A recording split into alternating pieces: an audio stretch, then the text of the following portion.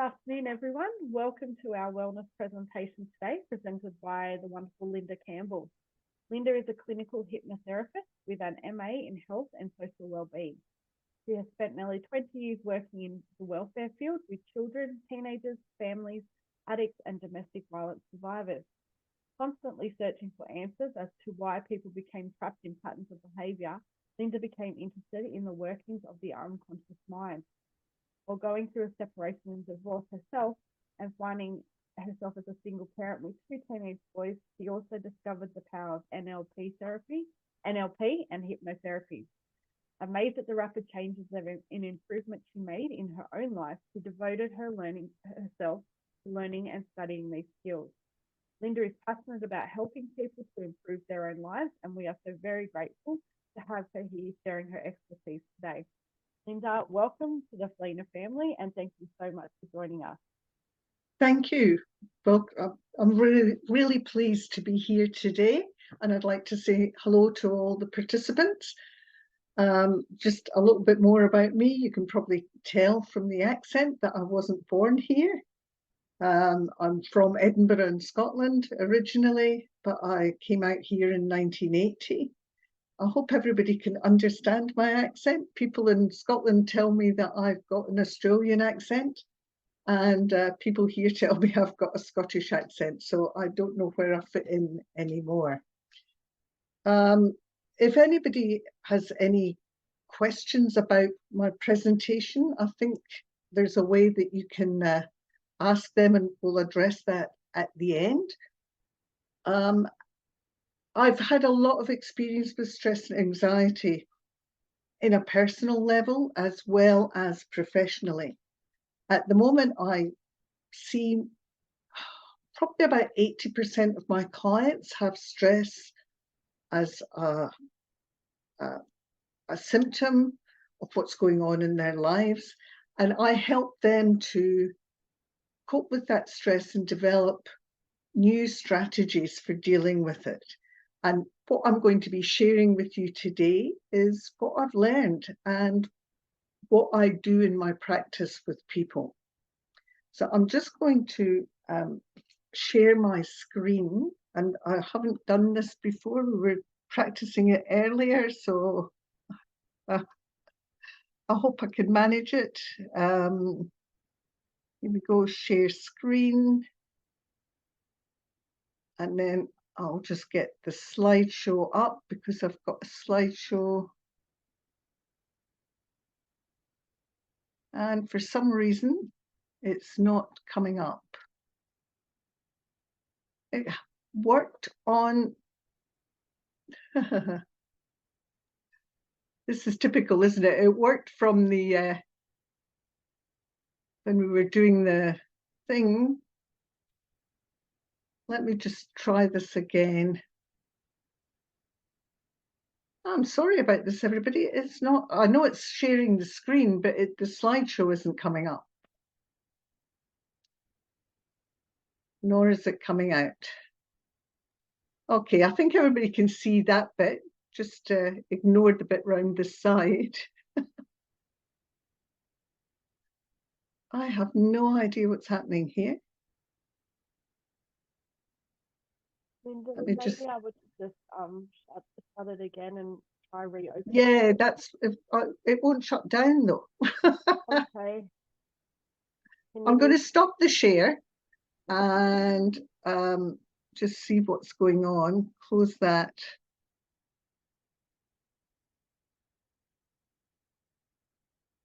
Right, that's working there.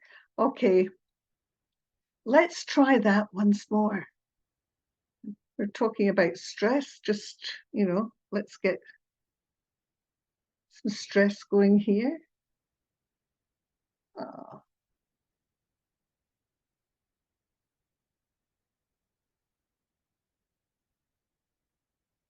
Okay, let's try that once more.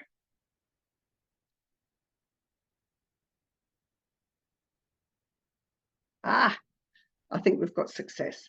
So I've called this Make Stress Your Friend, and I'm going to explain what I mean by that as we go through.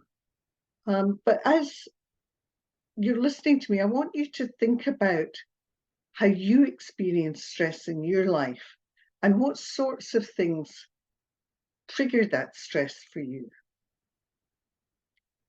So we're going to be looking at what is stress, stress responses.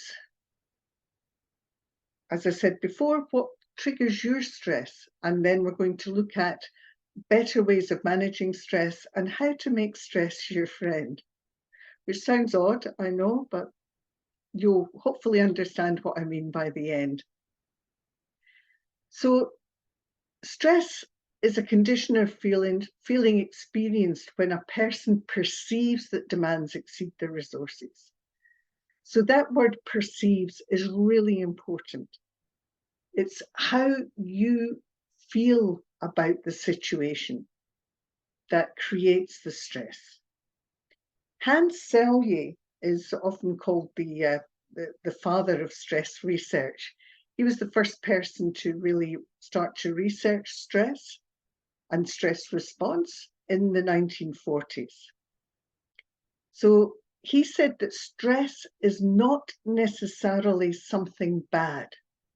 It all depends on how you take it. So we do need some stress in our lives. I don't know if any of you have seen a graph like this before. Up this axis, there is motivation and the quality of your performance. And along this axis is the amount of stress that you have. So if you have no stress in your life, you're down here. You don't have much motivation. We actually need stress to be motivated and energized. And you might know some people that are really sort of laid back, never seem to get stressed, but possibly don't get all that much done in their lives either. You might have some experience of this in your own life. You know, if you've got something that has got a time limit on it, an assignment, if you've ever studied anything, an assignment that's due, when that assignment's still a month away, you're probably down here with it. You're not that motivated to do anything. But as the time gets closer and closer, you start to become more motivated and energized. For some people, that might actually be the day before the assignment's due. I'm not advocating that, but some people really need that high stress to actually do some work. And then you get to the stage that's called healthy focus. In this, it's also called being in the zone, being in the flow. And when you're in that state, that's where you find it easy to focus on what you've got to do. You get down to it, you find that the ideas just start to flow. So that's healthy stress. And that's actually got this term here, eustress. The thing is, we spend a lot of our times in this side.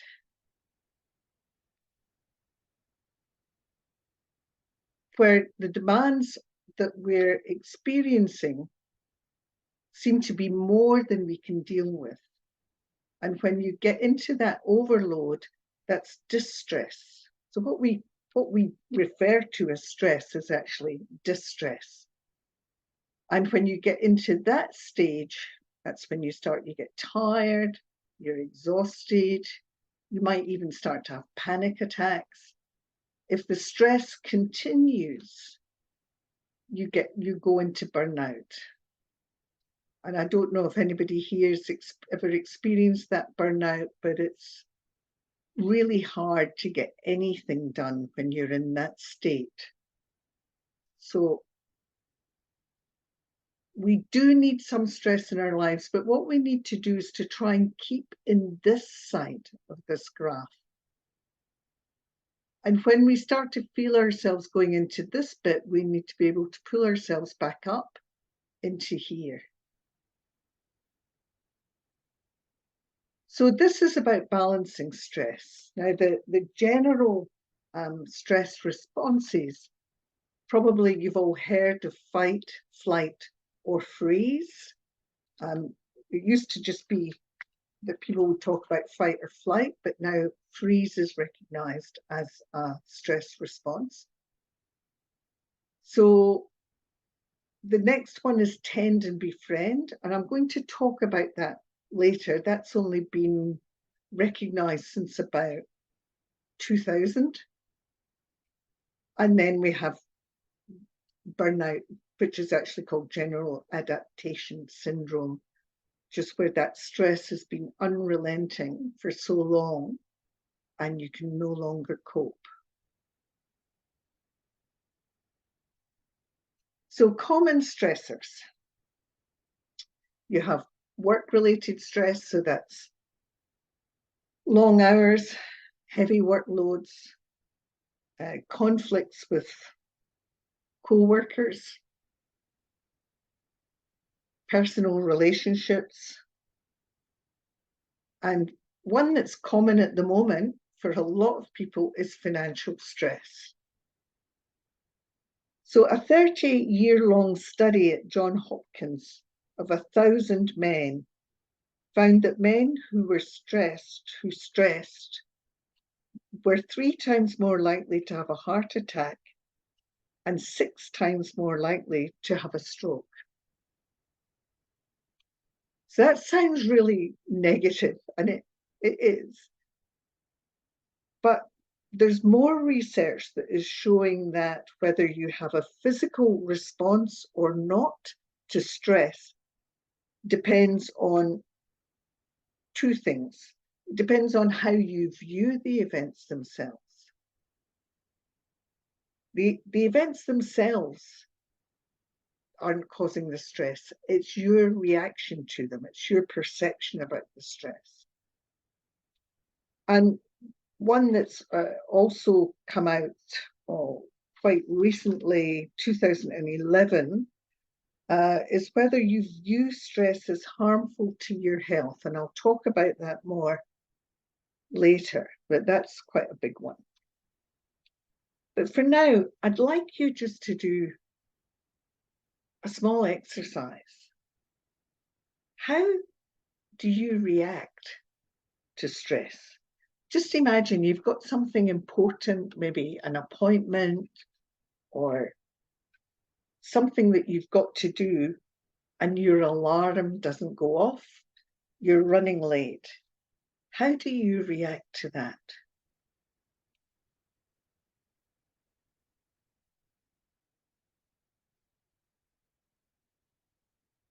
And this is coming back to, it's not the event itself, it's how you react.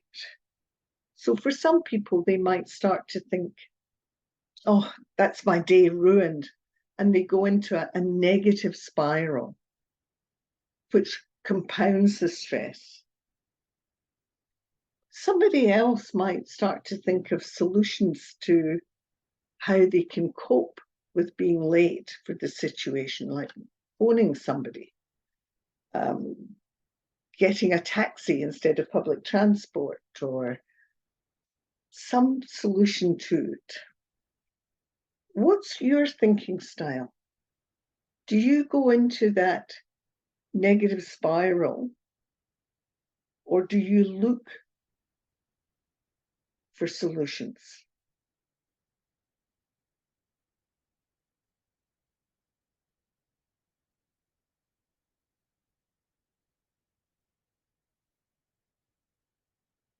Now, the next slide is just some typical stress responses. The mind going blank. Again, if you've ever had to sit an exam or something, that you know that you know the answer to the question, but you can't bring it to mind. Your mind's just gone completely blank. That's quite a common stress response. The pounding heart. going into a cold sweat or flushing. You might experience tightness in your chest or your muscles tightening up. Often there's a change in breathing. Often it can feel as if you haven't been breathing. It's almost as if you hold your breath or you go into short, shallow breathing. You might have difficulty sleeping. You know, that when you're waking up at 3 o'clock in the morning and things always seem worse at night, and it's hard, you can't get back to sleep because your mind is just continually going through a situation that you can't do anything about at 3 o'clock in the morning, but that doesn't stop your mind from going through it. So people experience stress in different ways, in different situations. And again, I just want you to start to become aware of how you respond to stress. If you've got pen and paper there, you could maybe note down which of these things you've experienced, or if it's been something else that you've experienced.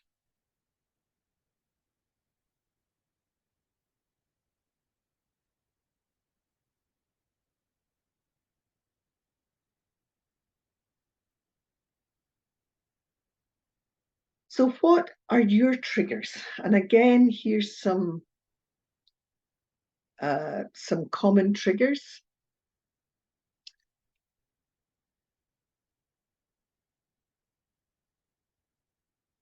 Major life events. Now, they can be positive or negative.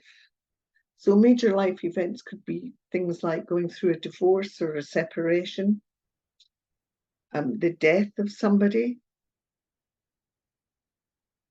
or coping with illness. But it can also be happy events like a wedding, the birth of a child.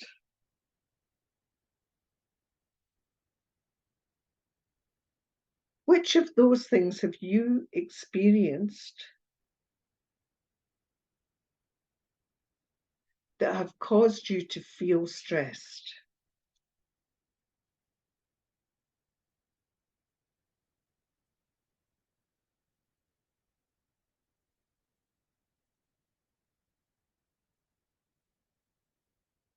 So I'm going to just quickly go through some of the common methods that people use to cope with stress. Having a really good diet is very, very important. Some of you may have heard of the brain-gut connection. We talk about neurotransmitters, you know, the hormones, the chemical messengers in the brain, things like noradrenaline, serotonin, dopamine. And we know that a healthy balance of those in the brain is necessary for mental health, for mental wellness. However, over 90% of those neurotransmitters are actually found in our digestive system, are actually found in our gut. And the current theory is that if there is an upset in our gut, in those neurotransmitters in the gut,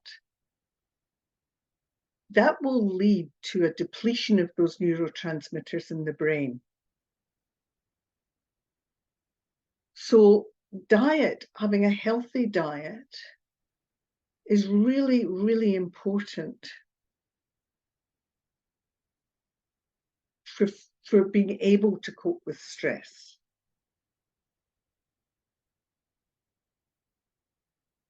Now, what that healthy diet is for you, I can't say, but just be aware of it. And often the thing is that often when we're feeling stressed, we start eating sugary things, sweet things, chocolate. I know I reach for chocolate. So that is actually not good for you. It's not good for that brain-gut connection and for that brain health. So be aware of your diet if you've got a lot of stress in your life. Make sure that you're having a healthy, balanced diet. Walking, especially in nature.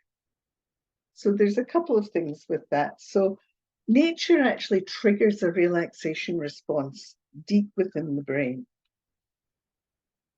Walking itself is on its own is good, but if you can walk in someplace in nature, that could just be a park, or if you're lucky enough to live somewhere like where I live up in the Blue Mountains, or you're surrounded by trees, that will trigger the relaxation response. And the other thing is that exposure to daylight boosts mood. It boosts positivity.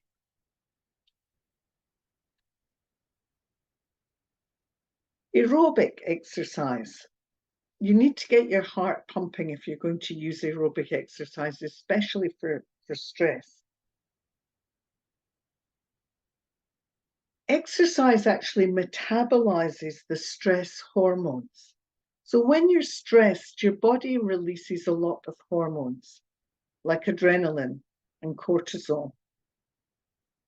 That's preparing you for that fight or flight response.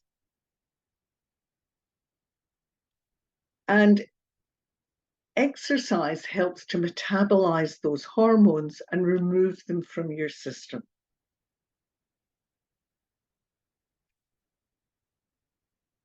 Stretching stimulates the receptors in your nervous system that decrease the production of stress hormones, as well as relaxing your tight muscles and increasing the blood supply to muscles. So stretching can help decrease the production of stress hormones. Yoga, of course, involves stretching and that mind-body connection. Taking action. Now, this is an interesting one. When we're feeling stressed, we're often feeling that things are out of our control. We feel overwhelmed and that things are out of our control. So taking action, any action at all, helps to reduce that feeling of overwhelm. So what you can do is look at the situation that's causing you to feel stressed and think about what's in your control and what's not in your control.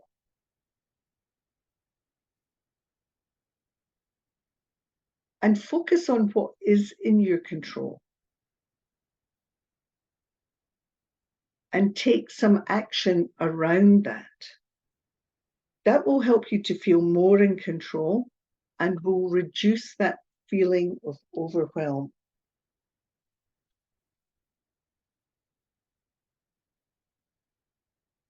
Other things, of course, really popular at the moment, meditation. Mindfulness meditation is extremely popular. But you don't need to be sitting down in a meditation posture in order to meditate or in order to do mindfulness. Whoops, sorry, that went on.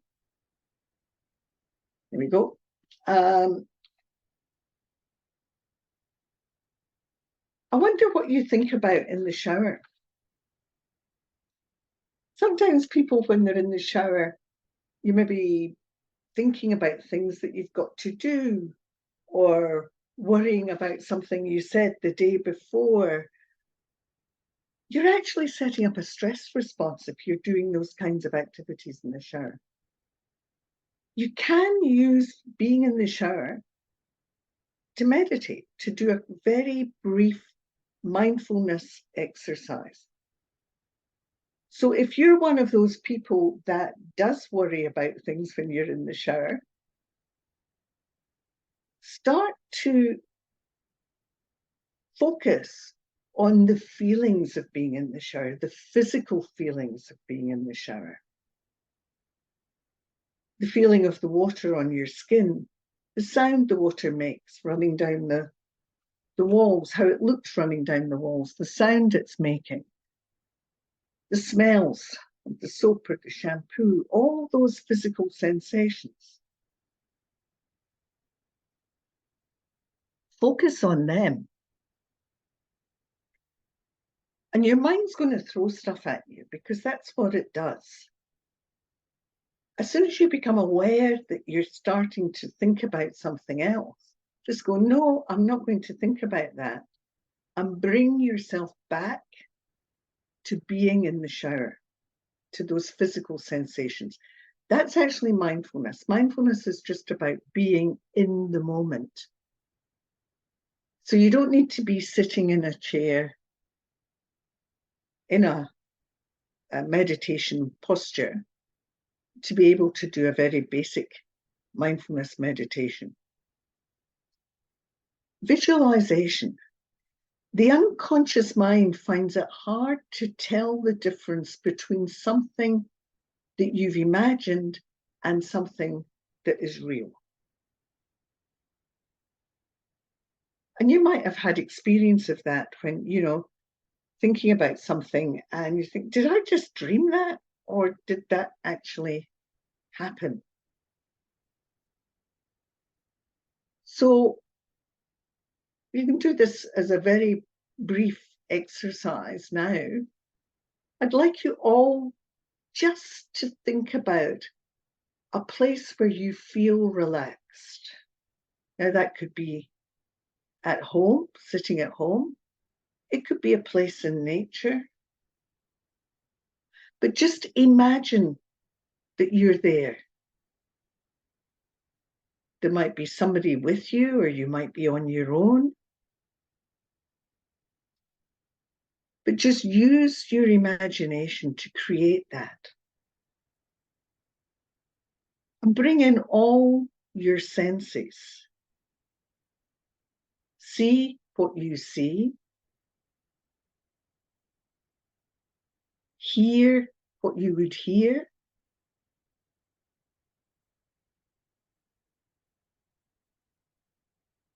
Feel what you would feel.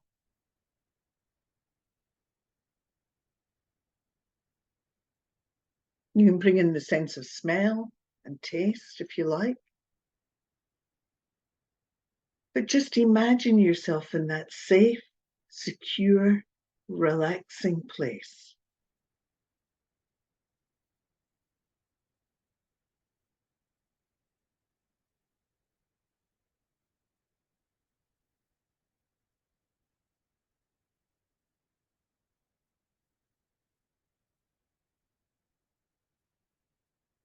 And notice how different you feel when you do that.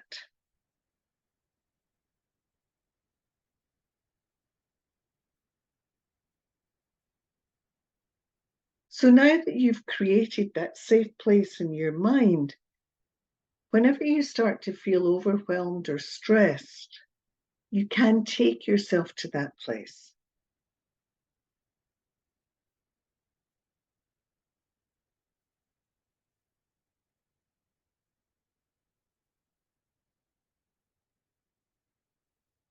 And notice how relaxed you can feel there.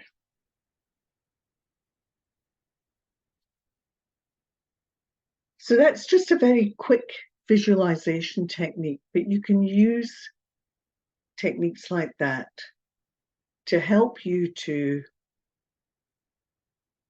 bring in that relaxation response. Breathing techniques. Now, there are lots of breathing techniques out there, and they are really, really powerful. In fact, organizations like the CIA actually teach breathing techniques to their agents to use to reduce stress. A very quick one that I often give clients is simply to breathe in for 4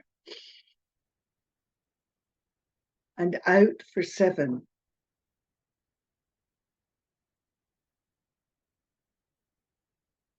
Basically just making your out breath longer than your in breath, but half again as long. Breathing in for 4 and out for 7, or you could breathe in for 7, out for 11, whatever you like. That actually triggers the release of endorphins in the brain. And endorphins are the feel-good hormones. It's hard to be stressed and have lots of endorphins running around in your brain. It's the opposite of the way that athletes psych themselves up.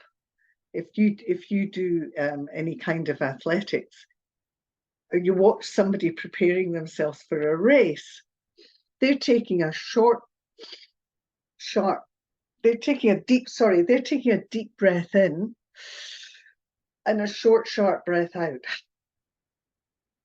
So that's the opposite. And that's releasing adrenaline and getting them psyched up for whatever they're going to do. So breathing in for 4 and out for 7 can be a really quick, useful technique. I use that a lot actually with people who get really stressed when they're driving, or maybe even go into road rage when they're driving.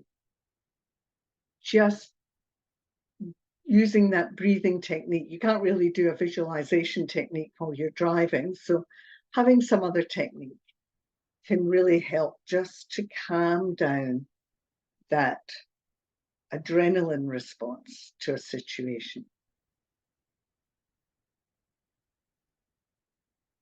Progressive muscle relaxation. Now, usually we start this with the feet, but what I'd like you to do now is just to relax your hands, or even just one hand, as much as you can. And just notice how relaxed that is. And now I want you to tighten that, squeeze it, make a fist and squeeze it really, really hard. And then relax. And you might notice that when you relax after squeezing, after tightening those muscles, the muscles actually relax more than they did when you just relax them from from their normal state. So as I said, you can Google that, progressive muscle relaxation. Normally we start from the feet, we tense the muscles in the feet, then the legs, and we bring it up the body.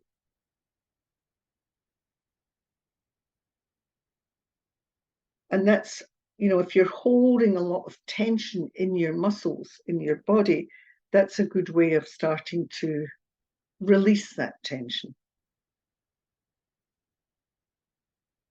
And keeping a gratitude diary.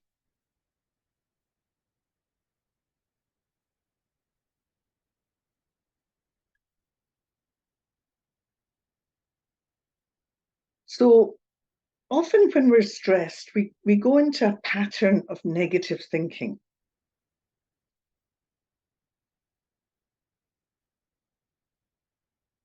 And we sort of spiral down.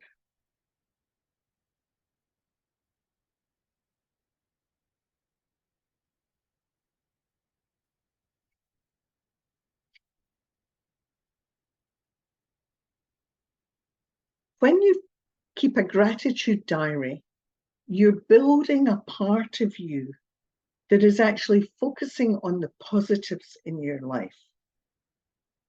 We've really got a lot to be positive about. And then when something negative happens and you start to go into that spiral, that part of you that you've built through keeping a gratitude diary will start to pull you back up out of that negative spiral. So just a really small example of that. I was going home from work one day. It was nighttime, it was winter, it was raining, and I got a flat tire. And you pull over to the side of the road, and I was hungry. I was going home to get my dinner, and immediately I start going, oh no, why is this happening? Oh, and it's raining and da da da da. Then the part of me that I've built, keeping a gratitude diary, came in and sort of brought it back into perspective. Be grateful you've got a car.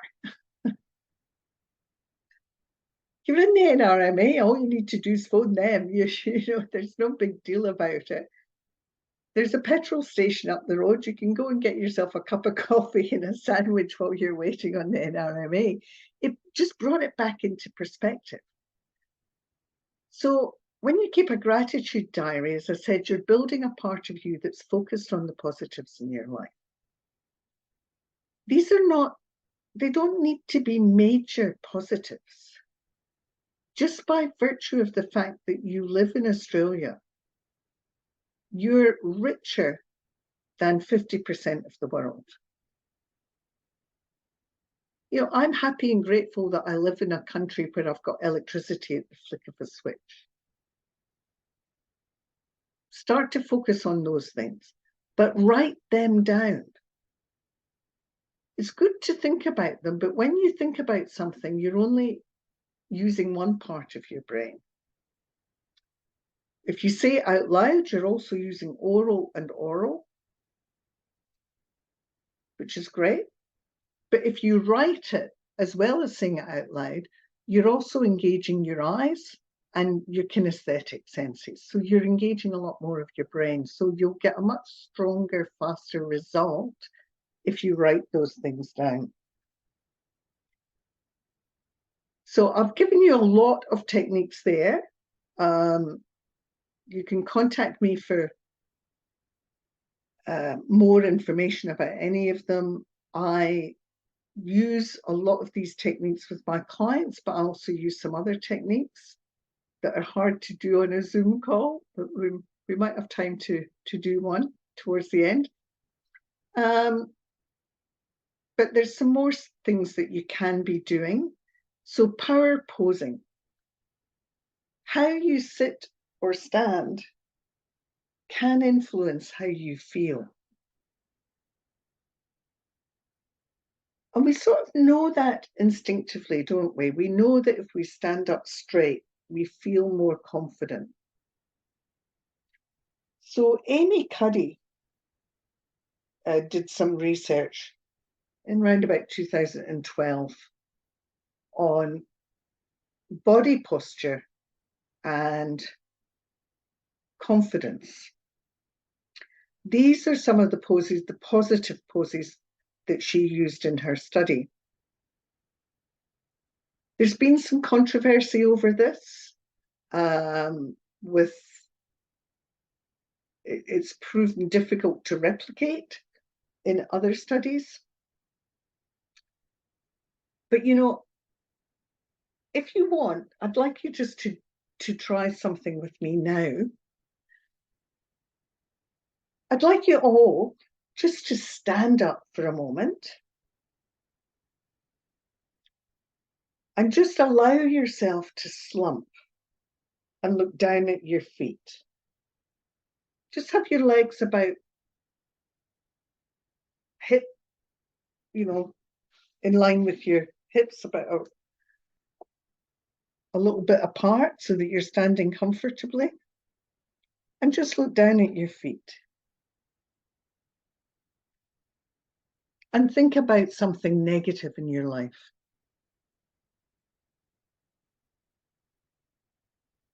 Most people have no difficulty in thinking about something negative.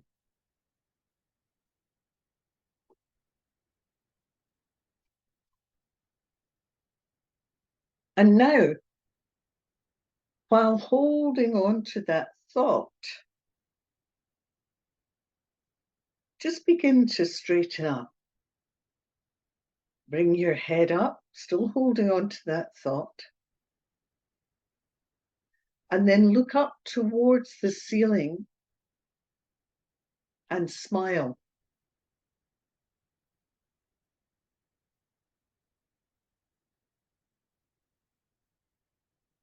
What happened to the thought?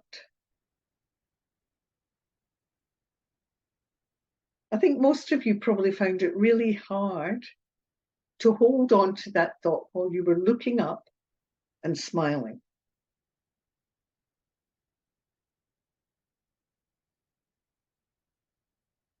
So that's just a quick example of how just changing your posture can change how you feel.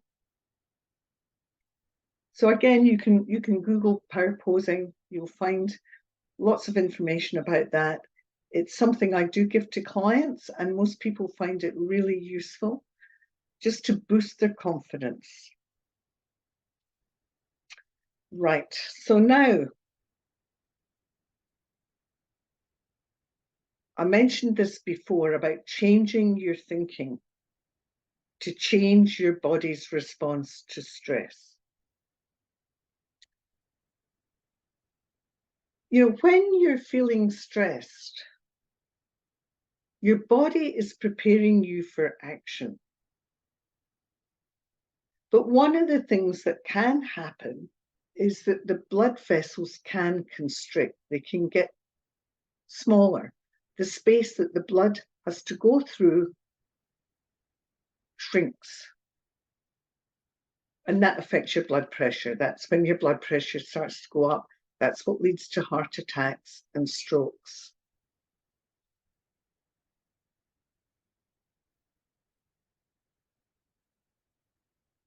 But when you begin to think of that as a positive thing, or think of the stress positively, and tell yourself that your body is preparing you for action, more oxygen's reaching your brain, and that this is a healthy response, a helpful response to a challenge. When you begin to view stress in that way, view it differently, the blood vessels relax. And the blood can flow more freely, less likelihood of a stroke or a heart attack. Now, this came out of a 2011 study where they looked at, they got people to rate how much stress they were under. And also they got people to rate whether they thought stress was harmful, whether it had a harmful effect on them or not. And then they looked, I think it was over 5 years. They followed those people over 5 years and they looked at the death rate amongst those subjects. Now, what they found was that the people that had a higher level of stress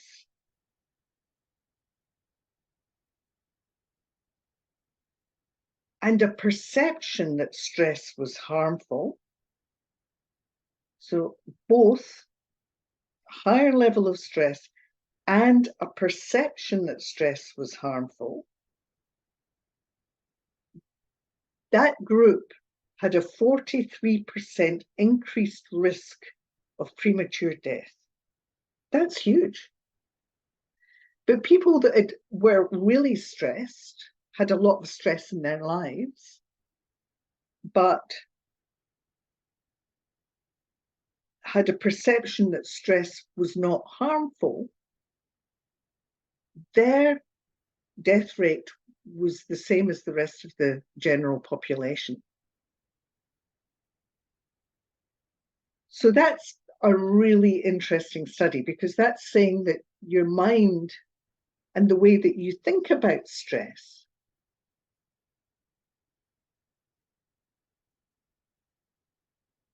influences how your body reacts to stress. That's probably, if there's one thing that you take away from this talk today, that's probably the most important thing. Start to think about the positive effects of stress. Your body's preparing you to respond to a challenge.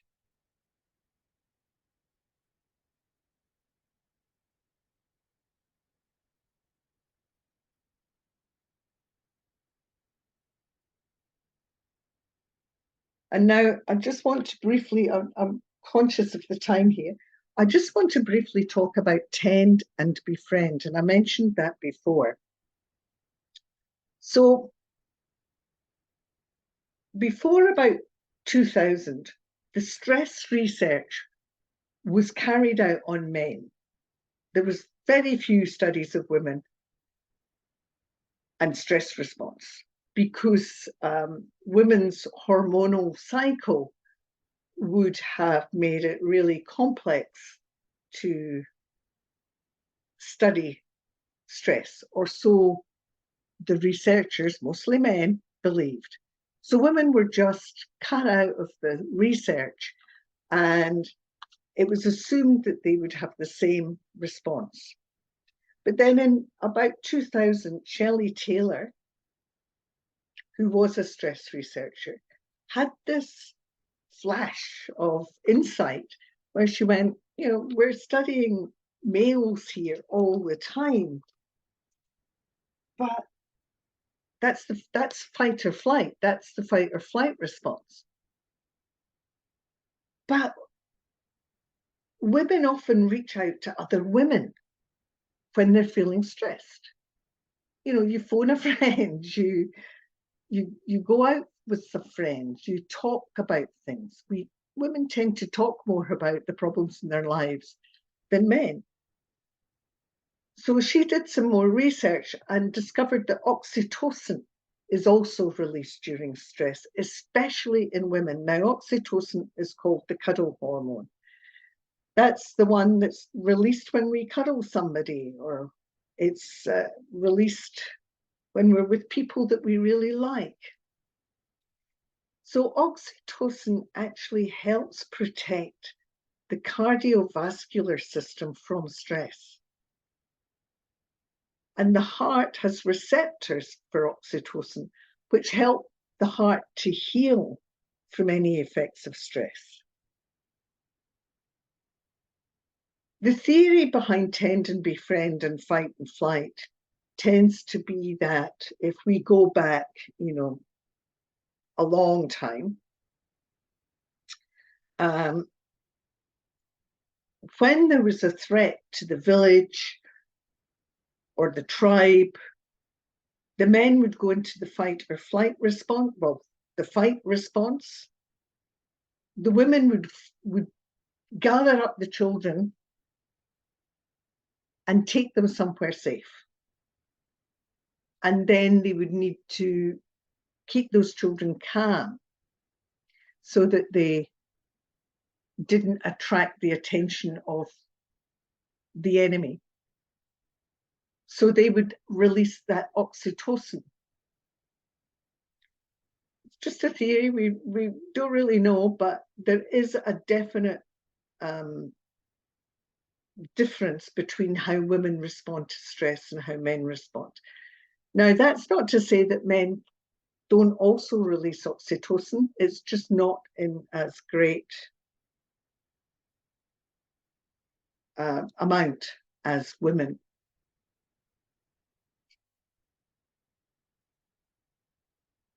But they can learn. And, we do have quite a lot of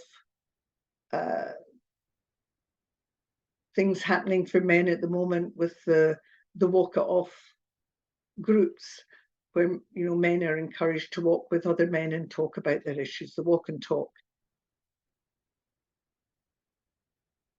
So I hope that this talk has given you a slightly different perception of stress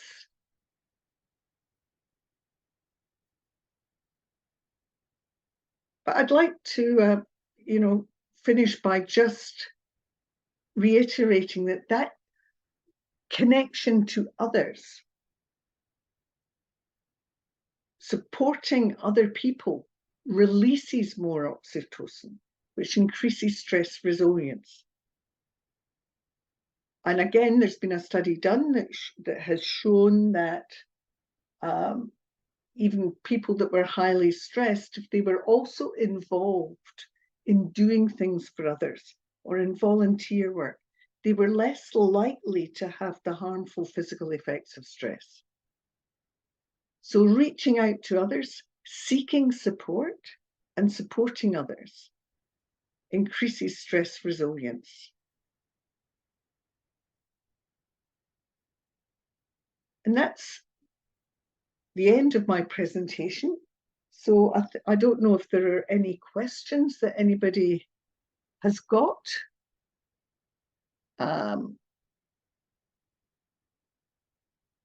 Were there any questions? If anyone has any questions, feel free to type it in the Q&A at the bottom and I can pass them on to Linda. We can answer them for you.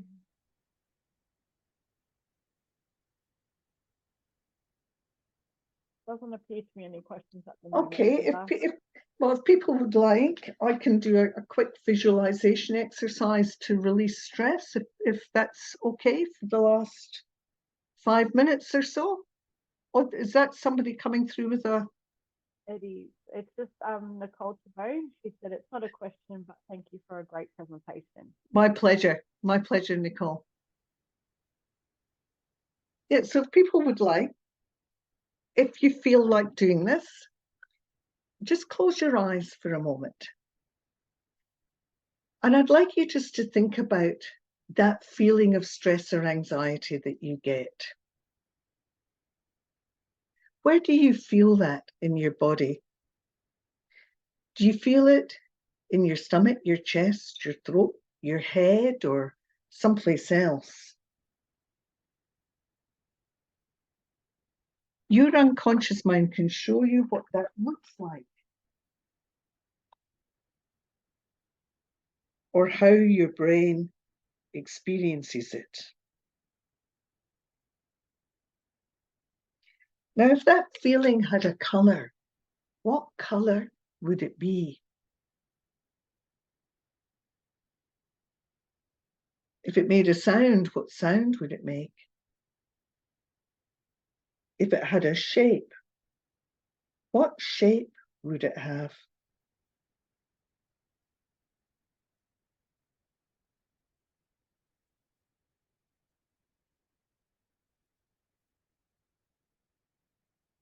What about texture? Is it hard or soft or jagged or something else? Does it have a vibration or a movement? Does it feel hot, warm, or cold? Heavy or light?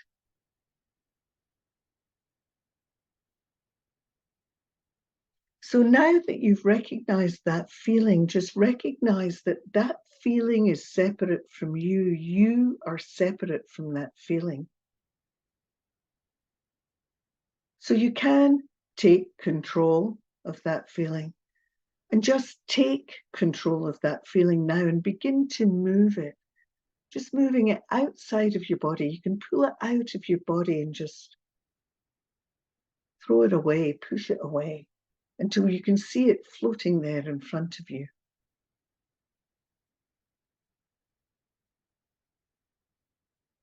And now ask your unconscious mind to take you back into the space where that used to be.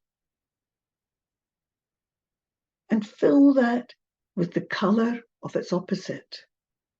That could be the colour of confidence or the colour of excitement or something else. Your unconscious mind knows what that is.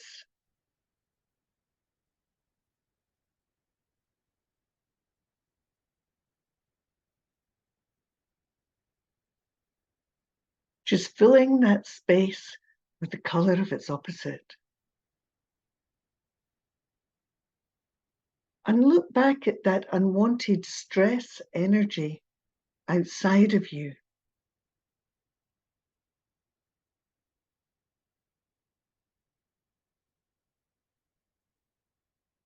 And be curious about how it is changing now.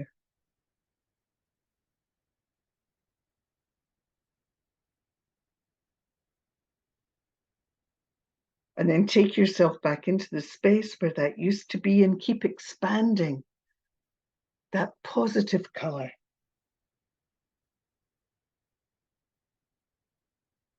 Expanding it through your whole body, every muscle, every tissue, every bone, every organ, every cell, even your DNA, absorbing that positive energy, that positive color. And look back at the unwanted energy outside of you and notice how it's changing, getting smaller, fading away, disappearing into the distance. And keep rocking your attention back and forward between those two energies. And when you're with that positive energy inside yourself, just keep expanding it, filling your whole body until it overflows, filling the room with that positive energy. And when you're with that unwanted energy outside of you, just notice how it's getting smaller, fading away, drifting off into the distance as fast or as slow as your unconscious mind allows.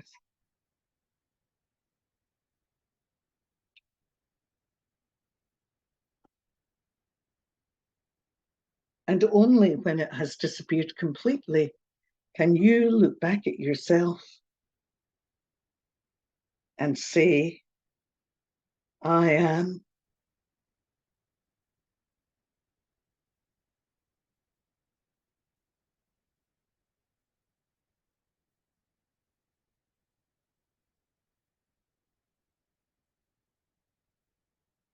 And when you're ready, you can just open your eyes once more. So that was just a very quick process. Great, thank you so much. As I said, it was my pleasure. I'm glad that people found it useful.